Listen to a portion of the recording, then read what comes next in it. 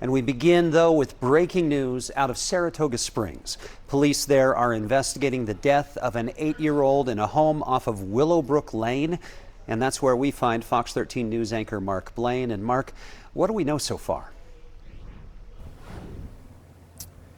Well, Max, we know that an 8-year-old boy is dead and his mother is in the hospital in critical condition. Now, we don't know what led to all this.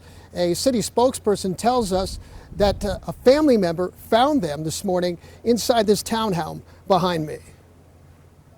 It's the kind of thing this little town doesn't see much. You know, it is really hard. We don't get a lot of this in Saratoga Springs.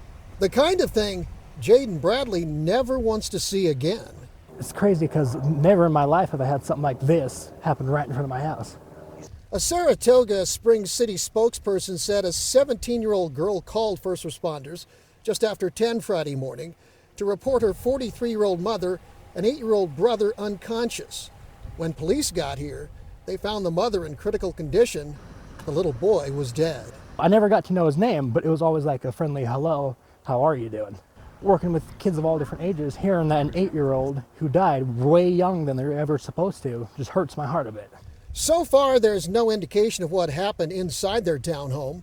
Police said the 17-year-old girl who called it in and her 15-year-old brother, who was also home, were both unharmed. They said no one else lives in the home.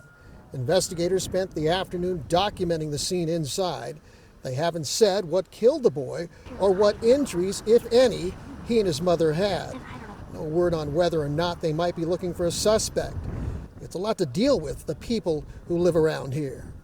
Experience has shown me that in Saratoga Springs, they're going to rally around the living and support them as much as they can. We offered to do help any way we can, support that family any way, so we're going to do that.